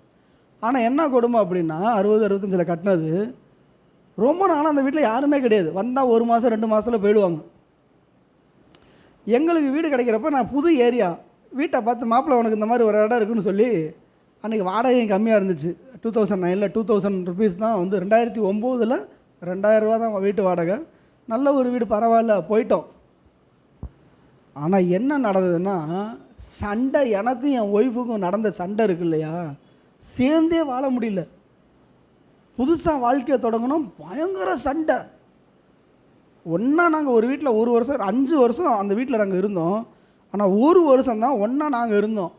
அதுக்கு முன்னாடி ஒன்று அவங்க வீட்டை விட்டு போயிடுவாங்க, இல்லைன்னா நான் வீட்டை விட்டு போயிடுவேன். ஓயாத சண்டை, ஓயாத பிரச்சனை, நிம்மதியே இருக்காது. எல்லாருக்கும் வாழ்க்கை இனிமையாக ஆரம்பிச்சிச்சு. ஸோ இந்த ஒரு 3 வருஷம் கழித்து 3-4 வருஷம் கழித்து நான் வந்து வெளியூருக்கு போகும் பொழுது அப்போ ஜெப வாழ்க்கையில் கொஞ்சம் ஆரம்பித்தாச்சு, நல்லா ஜெபிக்க ஆரம்பித்தோம். அப்போ ஊழியத்தையும் செய்ய ஆரம்பிச்சிட்டோம். அது வரைக்கும் ஜெபங்கிறது ரொம்ப அந்தளவுக்கு இல்லை, இருக்கும், ஆனால் ஒரு போராட்டமாக இருக்கும். நான் அந்த வீட்டில் மட்டும்தான் 6 பாம்பு அடித்தேன். பாம்பு அடிக்கடி வரும். நீங்கள் நம்புறீங்களோ இல்லையா, திடீர்னு தூங்கிட்டு இருப்பேன் நைட்டு. அந்த வீட்டில் யாருமே இருக்கா, ஏன்னா நானும் என் ஒய்ஃபும் பிரிஞ்சிருப்போம் இல்லையா, அவங்க ஒன்று வேலை நிமித்தம் போயிருப்பாங்க, இல்லை பிரசவம் அல்லது சண்டை அப்படின்னு. நைட்டு 12-1 மணி இருக்குது, நல்லா தூங்கிட்டு இருப்பேன். திடீர்னு எந்திரிச்சு போய் ஜன்னலை திறந்து பார்த்தா ஒரு அசுத்த ஆவி வேகமாக போயிட்டுருக்கும். காம்பவுண்டை தாண்டி தாண்டி பறக்கும், இங்கேருந்து ஜம்ப் பண்ணி போகும். இந்த ஜன்னலை திறந்தாலும் ஓடும், அந்த ஜன்னலை திறந்தாலும் ஓடும். ஒரு நாள் தூங்கிட்டு இருக்கிற எங்கள் ஊரில் கிராப்பட்டில் எருமை மாடே கிடையாது. பீமன் இருக்குது அந்த சைடு வேணால் 4 எருமை மாடு இருக்கும். நைட்டு தூங்கிட்டு இருக்கேன், அதே போல் ஒரு ஆவியில் கலைஞ்சு போய் திரும்ப ஜன்னலை திறந்து பார்க்குறேன், 10 எருமை மாடு என் வீட்டுக்கு முன்னாடி நிற்கிது, நேருக்கு நேராக. என் வீட்டை தான் ஃபோக்கஸ் பண்ணி நின்று முறைச்சிட்டு இருக்குது. என்னடா என் வீட்டில் வந்து இப்படி நின்றுட்டுருக்கேன்னு சொல்லி ஜெபிச்சு மாதிரி நிறைய அனுபவங்கள் இருந்துச்சு. அப்போ ஒரு நாள் நான் வந்து ஜெபிச்சுட்டு சரி, நான் ஒரு நாள் என் ஒய்ஃபு வழக்கம் போல் அவங்க என்ன ஆச்சு, கொஞ்சம் மன வருத்தங்கள் இருந்துச்சு. அவங்க அம்மா வீட்டுக்கு போயிட்டாங்க. நான் ராத்திரிலாம் ஜெபிச்சுட்டு காலையில் 6 மணிக்கு எனக்கு ட்ரெயின் ஒரிசா போகணும். அப்போ திருச்சியிலேருந்து தான் ட்ரெயின் கிளம்பலான்ட்டு ஜெபிச்சுட்டு இருக்கேன். ராத்திரிலாம் ஒரு பிசாசுட்டு பயங்கர போராட்டம். அப்போ ராத்திரில் ஒரு லேடி ஸ்பிரிட், ஒரு பெண், சின்ன வயசு பொண்ணு உட்காந்து என் பக்கத்தில் உட்காந்து அழுகுது, மூச்சுன்னு உட்காந்து அழுதுட்டு இருக்குது. என்னடா இந்த மாதிரி ஒரு ஆவி அழுகுதுன்ட்டு, நானும் என் புருஷனும் வாழ்ந்த வீடு, நாங்கள் வாழாமே செத்துட்டோம், இந்த வீட்டில் நான் யாரையும் வாழ விட மாட்டேன், நீ இந்த வீட்டில் இருக்கக்கூடாது, நீங்கள் கிளம்பிடுங்க, நான் எங்களுக்கு மட்டும்தான் சொந்தம்னு அந்த பிசாசு பேசுது. என்னடா இவ்வளோ போராட்டமாக இருக்குன்னு சொல்லிட்டு, இதுதான் பிரச்சனையாக எங்களை வாழ விடாமல் பண்ணிகிட்டு இருக்குதா? அதுங்க வாழணும்னு ஆசைப்பட்டு தற்கொலை பண்ணிட்டு செத்துருச்சு, வாழலை. அதனால் அந்த ஸ்பிரிட் வந்து அது போராடிட்டுருக்கு. இதெல்லாம் பிப்ளிக்கலாக இருக்கா இல்லையான்னா இது என்னுடைய அனுபவம். வசனத்தின்படி கேட்டிங்கன்னா எனக்கு சொல்ல தெரியாது. ஆனால் எனக்கு கற்றுக் கொடுத்த பரிசுத்தவான்கள் சொன்னது என்னென்னா, காலத்துக்கு முன்னே, இப்போ எனக்கு வயசு 80 வயசு வரைக்கும் இந்த பூமியில் நான் வாழணும்னு சொல்லி ஆண்டவர் என்னுடைய நாட்குறிப்பில் எழுதி வச்சிட்டாரு. நான் ஒரு 20 வயசுலேயே செத்துட்டேன்னா மீதி 60 வருஷம் ஃபுல்ஃபில் ஆகிற வரைக்கும் இங்கே தான் ஆவியாக சுற்றிட்டு இருக்கணும். இது வந்து ஊழியக்காரங்க எனக்கு சொல்லி கொடுத்தது. சரி, காலத்துக்கு முன்னே மரித்த ஆவி தான் அசுத்த ஆவியாக மாறும். அதாவது துன்மார்க்கமாக வாழ்ந்து ஆக்சிடெண்ட்டில் செத்து போய் சூசைட் பண்ணிட்டு சாகிற ஆவியை வந்து என்ன பண்ணும், பிசாசு பிடிச்சிட்டு அது அசுத்த ஆவியாக மாற்றிடும். சரி, இப்போ அது சொல்லிவிட்டு நான் ஒய்ஃப்ட்ட பேசிட்டேன். எப்பா அந்த வீட்டில் பேய் இருக்குப்பா, ராத்திரி முழுக்க என்னால் தூங்க முடியலப்பா அப்படின்ட்டு போயிட்டேன். என் ஒய்ஃப் என்ன பண்ணிட்டாங்க, அவங்க ஊழியக்காரங்கள்லாம் கூப்பிட்டு வந்து வீட்டில் ஜெபம் பண்ணி, அப்போ தான் எங்கள் வீட்டில் ப்ரேயர் நடக்க ஆரம்பிக்குது. ஜெபிச்சா என் மாமியாருக்கு ஆண்டவர் தரிசனத்தை கொடுக்குறது. அது எப்படி செத்துச்சு அப்படின்னா, பயங்கர சண்டை போட்டுட்டு மண்ணெண்ணெய் எடுத்து ஊற்றிக்கிட்டு போய் நேராக டாய்லெட்டில் போய் உட்காந்த நிலைமையில செத்து போயிடுச்சு. ஸோ இப்போ தான் புரிஞ்சிச்சு இந்த வீட்டுக்குள்ளார அந்த காரியங்கள். ஆனால் நான் போயிட்டு வந்தேன், அந்த வீட்டுக்கு வந்தேன், அந்த 1 இயர் கூட நாங்கள் அந்த வீட்டில் இல்லை. திரும்பவும் பிரிவினை தான் நாங்கள் அடுத்த வீட்டுக்கு போயிட்டோம், 2வது வீடு. அந்த வீடு போயிட்டோம் அப்படின்னா உட்காந்து பார்த்தீங்கன்னா ராத்திரி ஆச்சுன்னா ஜல சத்தம் வரும். இப்படியே இருக்கும், கதவு டமான் தானாக மூடும், தானாக திறகும். நைட்டு இதெல்லாம் நேரம் நடந்துச்சு. ஜங்குன்னு சலங்க சத்தம் கேட்டுகிட்டே இருக்கும். எங்கேயுமே படுக்க முடியாது, நிம்மதியே இருக்காது, போராட்டமாக இருக்கும். பெரிய வீடு, 2 வீட்டை ஒன்றா, ரெண்டு செப்பரேட் ஹவுஸு, நடுவில் சுவர் எடுத்தாச்சு. So 2 kitchen, 2 bathroom, 2 bedroom, 2 hall, 2 entrance, 2 service. எங்கேயுமே இருக்க முடியல. அங்கே பார்த்தா விக்கிரக ஆவிகளுடைய போராட்டம். நைட்டெலாம் உட்காந்து ஜெபம் பண்ணிகிட்டு இருப்பேன். பண்ணால் ஒரே போராட்டமாக இருக்கும். ஜெபிக்காமல் அந்த வீட்டில் இருக்க முடியாது. ஒரு நைட்டு ஜெபிக்கலைன்னா கழுத்தை நெருக்கும், நெஞ்சை போட்டு மிதிக்கும். அப்போ ஒரு நாள் பைபிள் படிச்சுட்டு இருக்கிறேன், என் பின்னாடி இந்த மாதிரி ஜன்னல் பக்கத்தில் இப்படி சோபா போட்டு படிக்கிறேன். ஜலஜலன்னு சத்தம். நான் அப்போ கொஞ்சம் விசுவாசத்தில் வளர்ந்துட்டேன். இந்த சத்தம் எனக்கு பத்தாது, இன்னும் கொஞ்சம் சத்தம் வேணும்னு அந்த ஜலங்க சத்தம் இன்னும் அதிகமாகுது. நான் திரும்ப கேட்குறேன், இது பத்தாது, இன்னும் வேணும்னு இன்னும் அதிகமாகுது. ஃபேன் தானாக நிற்கும், ஓடிட்டு இருக்க ஃபேன் தானாக நிற்கும், நிற்கிற ஃபேன் ஓடும். எல்லாம் பைபிள் படிச்சுட்டு இருப்பேன் நைட்டு. அந்த வீட்டில் போராடி ஜெபிச்சு கடைசியில் அந்த வீட்டை விட்டு வெளியில் வந்துட்டோம். அவங்க வீடு வேணுன்ட்டாங்க. நான் முழு நேர ஊழியத்துக்கு வந்ததுனால நான் காசு அதை வாடகை கொடுக்க முடியாதுன்னு நினச்சிட்டு கடலை பண்ணி வச்சுட்டாங்க. 3வது ஒரு வீட்டில் யாருமே இருக்க மாட்டாங்க. அந்த வீடு தான் இப்போ கிடச்சிச்சு. நாங்கள் போயிட்டோம். அந்த வீட்டில் குடியிருந்தவங்கெல்லாம் தெரிச்சு ஓடி இருக்கிறாங்க. எங்களுக்கு அது தெரியாது, நாங்கள் போயிட்டோம். அங்கே போனால் ராத்திரி ஆச்சுன்னா குழந்தை அழுகுற சத்தம் கேட்கும். அப்போ தானே என் பிள்ளைங்க 2 இருந்துச்சு, பிறந்து சின்ன பிள்ளைங்க இருந்தது. அப்போ 3வது பிள்ளை பிறக்கவே இல்லை. அப்போ விடிய இங்கிட்டு ஒரு 10 வீடு, இங்கிட்டு ஒரு 10 வீட்டுக்கு புள்ள அழுகுற சத்தம் கேட்டுகிட்டே இருக்கும். நாங்கள் அந்த வீட்டுக்கு போனோன்னே அங்கே அக்கம் பக்கம் வீடுகள் உள்ளவங்க, நீங்கள் எப்படிங்க அந்த வீட்டுக்குள்ளே வந்தீங்க, எங்களால் இருக்க முடியாமல் நாங்கள் ஒடியாந்துட்டாங்க அப்படின்னாங்க. ஆனால் அது இப்படி சொல்கிறாங்களே அப்படின்னு சொல்லிட்டு இருந்தால் குழந்தை அழுகுற சத்தம் கேட்டுக்கிட்டே இருக்கும். அப்போ என் பிள்ளைங்க கூடவே இல்லை, அவங்க அம்மா வீட்டில் பிரசவத்துக்காக போயிடுச்சு. தினமும் இதுதான் பிரச்சனை. நைட்டு நேரத்தில் பிள்ளைங்க வந்ததுக்கப்புறமா பார்த்தீங்கன்னா அந்த சத்தம் கேட்டோன்னே எந்திரிச்சு பார்த்தா என் பிள்ளைங்க தூங்கிட்டு இருக்கும். ஜானும் பிளஸையும் தூங்கிட்டு இருப்பாங்க. ஆனால் அந்த குழந்தை அழுகுற சத்தம் அப்படி கேட்கும். அதை மட்டும் இல்லாமல் எந்த வயசுல இல்லாத அளவுக்கு அந்த வீட்டில் மட்டும்தான் வேசித்தர சிந்தனைகள், அசுத்த சிந்தனைகள் எனக்கு அதிகமாக வர ஆரம்பிச்சிச்சு. அதனால் இவ்வளோ ஜெபிக்கிறோம், இவ்வளோ உபவாசிக்கிறோம், அருவருப்பான சிந்தனை வருதுன்னு பார்த்தா அது சவுறு முழுக்க அந்த அருவருப்பான வார்த்தைகள்லாம் எழுதி வச்சுருந்துச்சு. அப்புறமா தான் விசாரித்து பார்த்தா அந்த வீட்டுக்குள்ளார கள்ள உறவுகள் அந்த வீட்டில் நடந்திருக்கு, அசுத்தமான உறவுகள். அதை போராடி எங்கள் அம்மா அந்த வீட்டுக்குள்ள வந்தால் அது இன்னொன்று, அது பேய் ஓட்டம்னு சொல்லுவாங்க, நடக்கிற ஓட்டம்பாங்க. இப்படி எட்டி உதக்கி எங்கள் அம்மா படுத்திருந்தாங்க, வாரி சுருட்டிட்டு இப்படி பார்ப்பாங்க, ஏதோ ஒன்று எதிர்த்து இவனை எட்டி ஓச்சிட்டு போயிடுச்சுடா அப்படிம்பாங்க. ஜெபிப்போம். இப்போ இருக்க வீட்டுக்கு வந்ததுக்கு அப்புறம் தான் அதை ஜெபிச்சு கர்த்தர் கிருபையாக நடத்தி கொண்டு வந்திருக்காரு. உன் அலங்கத்திற்குள்ள சமாதானமும் உன் அரண்மனைக்குள்ளே சுகம். இதெல்லாம் மேரேஜுக்கு அப்புறம். மேரேஜுக்கு முன்னாடி ஒரு குறிப்பிட்ட நபருடைய வீட்டுக்குள்ளே போனேன்னா, சொந்தக்காரங்க வீடு தான், அப்படியே நல்லா தெம்ப ஆராதனைலாம் முடிச்சு ஞாயிற்றுக்கிழமை படுத்த உடனே என்னிலிருந்து ஒரு 5 லிட்டர் ரத்தத்தை எடுத்துட்டாங்க. என்னோடய ஸ்ட்ரென்த்தெல்லாம் போய் அப்படியே கிடப்பேன். நடப்பணமாக இருக்கணும். படுத்த 5வது நிமிஷம் என் உடம்புல உள்ள எல்லா தெம்பும் போயிடும். பலகீனமாயிருவேன். அசைய கூட முடியாது, அப்படியே கிடக்கணும். அந்த 1 வருஷம் 2 வருஷம் இல்லை, 15 வருஷம் அந்த வீட்டு எப்போ போனாலும் இதை தான் அனுபவிப்பேன்.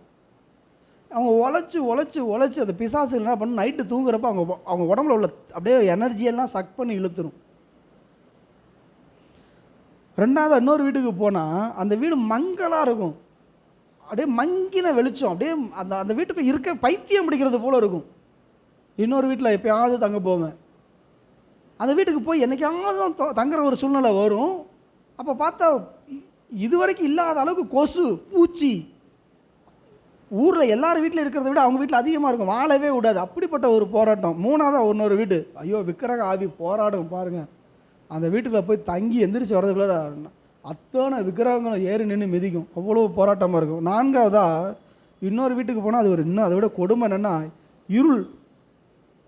கதவை தவிர ஒரே பக்குன்னு இருக்கும். பயங்கர இருளாக இருக்கும். 2வது அசுத்தமான காரியம், கனவுகள் அசுத்தமாக வரும், சிந்தனை அசுத்தமாக வரும். தூங்குற வரைக்கும் விடிய நம்மளுக்கு கெட்ட எண்ணமாகவே வரும். 5வதாக இன்னும் ஒரு வீடு, அது போனால் தூக்கமே வராது. ஒரு நாள் கூட தூங்கினது இல்லை. எல்லாமே சொந்தக்காரங்க வீடு தான், நண்பர்கள் வீடு தான். எதுக்கு நான் சொல்ல வரேன்னா, அந்தந்த வீடுகளில் இருக்கக்கூடிய கிரியைகளை நீங்கள் அறியலை அப்படின்னா மேற்கொள்ளணும்னா உங்களால் இருக்க முடியாது. ஹல்லேலூயா, ஹல்லேலூயா. அப்போ தேவன் நம்முடைய வீடுகளில் வாசமாக இருக்கணும். கர்த்தர் அந்த வீட்டை நம்மளுக்கு கொடுக்கணும். அதனால தான் வசனம் சொல்லுது, கர்த்தர் வீட்டை கட்டாராகில். அப்படின்னா என்ன? கர்த்தர் அந்த வீட்டை வாழ வைக்கணும். கர்த்தர் அந்த குடும்பத்தை வாழ வைக்கணும். கர்த்தர் அந்த குடும்பத்தில் உலாவி வரணும். அவர் கல்லையும் மண்ணையும் எடுத்து கொடுத்து குலைச்சி அவர் கட்டுறது இல்லை. பில்டிங் ஒரு ஃபேமிலி. ஸோ ஜெபம் இருக்கிற வீட்டில் சந்தோஷம் இருக்கும். ஜெபம் இருக்கிற வீட்டில் மகிழ்ச்சி இருக்கும். துதி, ஆராதனை அதில் அப்படி மேற்கொள்ளுங்க. சில நேரத்தில் நான் இப்போ 3 வீடுகள் சொன்னேன். அத்தனை வீடுகளை நம்ம மேற்கொள்ள தான் கர்த்தரை நாங்கள் வாழ வச்சார். பிரச்சனை இருந்தாலும் ஜெபிக்க வச்சார். ஆனால் தேவன் இப்போ ஒரு யுத்தம் இல்லாத ஒரு இளைப்பாறுதலை கர்த்தர் கொடுத்துருக்காரு. அப்போது நம்ம அதை கண்டுபிடிக்கிறோம். அன்றைக்கி எனக்கு அந்த அறிவு இல்லை, அதனால தான் உங்களுக்கு சொல்லி கொடுக்குறேன். நம்மளுக்கு அந்த அறிவோடு வேணும். ஒரு இடத்த வாங்க போகிறதுக்கு முன்னாடி, ஒரு வீட்டை வாங்க போகிறதுக்கு முன்னாடி, செகண்ட்ஸில் நீங்கள் காரோ வண்டியை வாங்கினா கூட ரொம்ப கவனமாக இருக்கணும். புது வண்டி பிரச்சனை இல்லை, ஜெபம்னு எடுத்துடலாம். செகண்ட்ஸ் பழசு வாங்கிடாதீங்க. அது ரத்தத்தை பலி கொடுத்துருப்பாங்க, கொண்டுட்டு போய் என்னென்னமோ பண்ணியிருப்பாங்க, ரத்தம் தெளிச்சிருக்கும். அதை நீங்கள் வாங்கும் பொழுது அதோடய கிரியைகள் இருக்கும். 2 காரியம் இன்னும் கடைசியாக சொல்லி முடிச்சிட்றேன். எங்கள் பாஸ்டர் விக்டரஞ்சந்திரஜயா பெங்களூர்லேருந்து திருச்சிக்கு வந்தப்போ ஒருத்தர் அவருக்கு வீடு கொடுக்கவே இல்லை. ஃபஸ்ட்டு ஒரு வீட்டுக்கு போனார். அந்த வீட்டை யாருமே இருக்க மாட்டாங்க, பயங்கர போராட்டமாக இருக்கும். அந்த வீட்டை கொடுத்தா அவர் இதே போல் தான் சொல்கிறாரு, நிறையா அடித்து வீடெல்லாம் பொருளாக நவருமா, குடியிருக்கிறதே பயங்கர போராட்டமாக இருக்குமா. எல்லோரும் பார்ப்பாங்க, இவர் யாரா வெளியூர்லேருந்து இந்த ஊரில் வந்து இங்கே இருக்கிறாரு, இந்த வீட்டுக்குள்ளே இருக்கவே முடியாது அப்படின்னு. அந்த போராட்டத்தில் அவர் சொன்னார், நான் தான் இந்த வீட்டை கொடுத்தேன், நீ ஜெபம் பண்ணணும். விடிய ஜெபிச்சு அவ்வளவு வறுமை, அவ்வளவு தரித்திரத்தின் மத்தியில் அவர் இருந்து அதை ஜெயம் எடுத்ததாக அவருக்கு சொல்லி கொடுத்தார். அப்போ நம்ம கர்த்தர் சொல்லி இந்த வீட்டை நான் அவனை கொடுக்குறேன்னு சொன்னால் நீங்கள் ஜெயிக்க முடியும், இல்லைன்னா கஷ்டம். 2வது ஒரு சகோதரி, அவங்க குழந்தை நல்லா இருந்துச்சு. 2வது ஒரு குழந்தை பிறக்கிறப்போ ஒரு குறிப்பிட்ட ஒரு இடத்துக்கு போய்ட்டு அந்த வீட்டில் போய் அவங்க தங்கிட்டாங்க. ராத்திரி விக்கிரகங்களுடைய போராட்டம் அதிகமாக அந்த உலாவு இருந்தப்போ, வயிற்றில் குழந்தை இருந்தப்போ அந்த வயிறு வந்து அந்த பிசாசுகள் வந்து இவங்களை மோதி அடித்தப்போ அந்த பிள்ளை வயிற்றுக்குள்ளே உள்ள பிள்ளை திறந்துச்சு. பிறந்தது என்ன தெரியுமா? ஆட்டிசம் பாதிக்கப்பட்டது மாத்திரம் அல்ல, பிசாசு பிடிச்ச பிள்ளையா, பிசாசுடைய பாதிப்புக்குள்ளாக இருக்கிற பிள்ளையா இருந்துச்சு. அதனால தான் கர்ப்பவதியாக இருக்கிறப்ப கண்ட இடத்துல போய் தங்க முடியாது. என் ஒய்ஃபை நான் ரொம்ப கவனமாக பார்த்துக்கிட்டேன். எனக்கு இவ்வளோ போராட்டம் இருந்தாலும் என்னுடைய ரிலேட்டிவ்ஸ் வீடோ எங்கேயாச்சும் போனால் என் ஒய்ஃபை நான் தங்க விடவே மாட்டேன். நான் தாங்குவேன், நான் ஜெபிப்பேன். வயிற்றில் இருக்கிற பிள்ளை ரொம்ப கவனமாக இருக்கணும். யார் எது கொடுத்தாலும் வாங்கி சாப்பிட்றது, இது மாதிரிலாம் எதுவுமே செய்யக்கூடாது. அப்போ நம்ம குடும்பத்தில் சமாதானம் இருக்கணும், நம்ம அரண்மனைக்குள்ள சுகம் இருக்கணும், ஆரோக்கியம் இருக்கணும், செழிப்பு இருக்கணும் அப்படின்னா கர்த்தருடைய பிரசன்னம் வேணும். கர்த்தர் சொல்லணும். கர்த்தர் சொல்லாத இடத்துக்கு நம்ம போகக்கூடாது. கர்த்தர் சொல்லாத இடத்த வாங்கக்கூடாது. இலவசமாக கொடுத்தா கூட வேணான்றுங்க. இலவசமாக சில நேரத்தில் எனக்கு இலவசமாக எங்கள் சொந்த பந்தத்திலேருந்து உனக்கு இதை தர்றேன்பாங்க, ஆண்டவர் வாங்காதன்றவர். ஒரு ட்ரெஸ்ஸு ஒருத்தவங்க ஒரு புள்ள செத்து போயிடுச்சுங்க, அது என் மேலே ஆசை வச்சுச்சு, என்னை கல்யாணம் பண்ணணும்னு நினச்சிச்சு. ஆனால் அது பண்ணலை, நான் பண்ணலை. அது எனக்கு அது அதாவது நமக்கு அது நியமிக்கப்படலை. கர்த்தருடைய பிள்ளையை தான் நம்ம கல்யாணம் பண்ணணும். அந்த பிள்ளை ஒரு இந்து பிள்ளை. அது வந்து என்னாச்சு, சொந்தக்கார பிள்ளை தான். அது 2-3 பேர் மாமா முறையில் இருக்கிறனால, கிராமத்தில் வளர்ந்தனால மாமா மச்சனை முறையில் கல்யாணம் பண்ணிக்கணும்னு சொல்லிட்டு அது இருந்துச்சு. நாங்கள் பழகலை, ஏன்னா ஒன்றா வளர்ந்ததுனால அப்படி இல்லை. கடைசியில் அது என்ன ஆச்சு, நினச்சிக்கிட்டே கொஞ்சம் பிரச்சனை இல்லை, அது தூக்கு மாட்டி தொங்கிருச்சு, செத்துருச்சு. அது செத்ததுக்கு பிறகு அந்த கருமாதின்னு வைப்பாங்க, அந்த சீர்வரிசையெல்லாம் பண்ணுவாங்களா, ட்ரெஸ் எடுத்து கொடுத்தாங்க, துணிமணிலாம் எடுத்து கொடுப்பாங்க மாமன் மச்சனை சீர்னா. ஸோ அவங்க ஒரு ட்ரெஸ் எடுத்து கொடுத்தாங்க. அந்த ட்ரெஸ்ஸை வாங்கி போட்டதுலேருந்து ஒரு ஈவில் ஸ்பிரிட், ஒரு கன்னி ஆவி பயங்கர போராட்டமாக இருந்துச்சு. தாங்கவே முடியாத ஒரு வேதனை, கொண்டுட்டு போய் எரிச்சிச்சு. அதுக்கப்புறம் தான் நான் நார்மலானேன். ஸோ நம்ம வீடுகளில் தீட்டுள்ளதும் அருவருப்பானதும் நம்ம வீட்டுக்குள்ளே என்ன பண்ணக்கூடாது, வரவே கூடாது. இலவசமாக வந்தால் கூட அது என்ன கொடுத்தாலும் சரி, இதை வாங்கலாமா வேண்டாமா, ரொம்ப கவனமாக இருக்கணும். அப்போ தான் நம்ம குடும்பத்தில் என்னாச்சு, திரும்ப அந்த வசனத்தை படிங்க, 122ஆம் சங்கீதம் 7வது வசனம். உன் அலங்கத்திற்குள்ளே சமாதானமும் உன் அரண்மனைக்குள்ளே சுகமும் இருப்பதாக. இந்த சுகமும் செழிப்பும் சமாதானமும் இருக்கணும்னா கர்த்தர் நம்மோடு இருக்கணும். சில நேரத்தில் நான் உங்களுக்கு இப்போ இந்த செய்தியை யூடியூப்பில் கூட கேட்கலாம், இது வசனத்தின் அடிப்படையில் இருக்கான்னா நான் என்னுடைய அனுபவத்தின் அடிப்படையில் நான் சொல்கிறேன். வசனத்துக்கு நிறைய எடுக்கலாம், டைம் ஆகும். என் வாழ்க்கையில் நடந்த அனுபவங்கள், என்னுடைய ஊழியக்காரர் எனக்கு சொல்லிக் கொடுத்த காரியங்கள், இதன் அடிப்படையில் நான் உங்களுக்கு சொல்கிறேன். ஸோ குடும்பத்தில் தெய்வீக சமாதானம், தெய்வீக சந்தோஷம், மகிழ்ச்சி இருக்க வேண்டும் என்றால் நம்ம குடும்பத்தில் விக்கிரக ஆராதனை பாடல்களோ, சினிமா பாடல்களோ, பேய் படமோ, சண்டையோ, கோபமோ இதெல்லாம் இருக்க என்ன ஆகும், ஒரு வீட்டில் திரும்ப திரும்ப சண்டை நடந்துக்கிட்டே இருக்குன்னா நீங்கள் அந்த வீட்டுக்குள்ளே போனோடனே சண்டை போடணுன்ற எண்ணம் தான் வரும். ஒரு வீட்டில் விபச்சாரம் நடந்துகிட்டே இருந்துச்சுன்னா அந்த வீட்டுக்குள்ளே போனோடனே உங்களுக்கு வேசித்தனம் பண்ணுன்ற எண்ணம் தான் வரும். ஒரு வீட்டில் தற்கொலை பண்ணிட்டு சாகுறாங்கன்னா அந்த ஸ்பிரிட் அங்கே உட்காந்துட்டு இருக்கு. அதனால தான் அந்த காலத்தில் என்ன பண்ணுவாங்க, தூக்கு மாட்டிட்டு தொங்குனா முதல்ல அந்த விட்டத்தையே எரிச்சு போட்டுருவாங்க. தொங்குன அந்த துணியவும், அந்த மரம் இருக்கும் பார்த்தீங்க, ஓட்டு வீடுலாம் சில நேரத்தில் மரத்தில் அந்த மரத்தை வெட்டி அதை எரிச்சு போட்டுருவாங்க. ஏன்னா அந்த ஸ்பிரிட் அதில் உட்காந்து கூப்பிடும், வா வான்னு. பல பேர் சொல்லுவாங்க, அந்த ஸ்பிரிட் எனக்கு ஏதோ ஒன்று ஆவி என்னை கூப்பிடுது அப்படின்ட்டு. ஸோ எதெல்லாம் நம்மளுக்கு அருவருப்பாக இருக்கோ, கர்த்தருக்கு பிரியம் இல்லையோ, முதலாவது கைகளுடைய கிரியைகளை சுத்தம் பண்ணணும், வீட்டை சுத்தம் பண்ணணும். அதனால தான் சில இடங்களில் போகும்போது ரத்தத்தை தெளித்து ஜெபம் பண்ணுவாங்க. இயேசுவின் ரத்தத்தை தெளித்து நான் ஜெபம் பண்ண. புது வீடு வாங்குறாங்களோ, வாடகைக்கு போகிறாங்களோ என்ன பண்ணுவாங்க, சிலர்லாம் அதை வந்து பைத்தியகாரத்தனமாக நினைப்பாங்க, இயேசுவின் ரத்தத்தை தெளிக்க முடியுமான்னு. உங்கள் விசுவாசத்தின்படி உங்களுக்கு ஆக கடவுது. நீங்கள் ஒரு தண்ணியை எடுத்து இப்படிப்பட்ட பிரச்சனைகள் பாடுகள் இருந்துச்சுன்னா, ஏசப்பா இது நம்முடைய ரத்தமாக மாறட்டும் ஆண்டவர், இந்த ரத்தம் காண்ற இடத்துல சங்காரத்துடன் விலகி போனால் அசுத்த ஆவியில் வரக்கூடாது சொல்லி அது தெளிச்சுட்டு நீங்கள் உங்கள் இஷ்டம் போல் வாழக்கூடாது. அதை தெளித்ததுக்கப்புறம் ஏசப்பாவோடைய ரத்தம் என் வீட்டு வாசலில் பூசிருக்கு, என் நிலைக்கால்களில் பூசிருக்குன்னா நான் அதுக்கேற்ற பரிசுத்தவானா நான் வாழணும், அதுக்கேற்ற நீதிமான வாழணும், வசனத்தின்படி வாழணும். ஸோ ஆவிக்குரிய வாழ்க்கை வாழ்கிற ஒரு குடும்பத்தில் தான் தேவனுடைய சமாதானமும் சுகமும் இருக்கும். கர்த்தாவே இந்த வார்த்தைக்காக நன்றி செலுத்துகிறோம்.